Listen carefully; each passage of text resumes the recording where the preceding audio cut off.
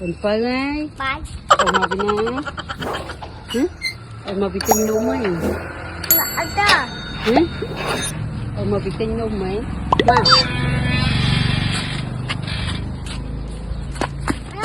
Mà bị tinh nung. Không rất lươn phê. Cầu chăn. Ngày nắng chờ nằm chăn á, ai không khảo khó mà hèn hèn sôi trời giận thì làm lá được bàn đường quang hèn hèn chờ nằm chăn hèn hèn lươn mà lươn còn lươn đá mắt bye bye mùi bye bye bye bye mùi bye bye chục năm chân á, ai không khó mà bye bye.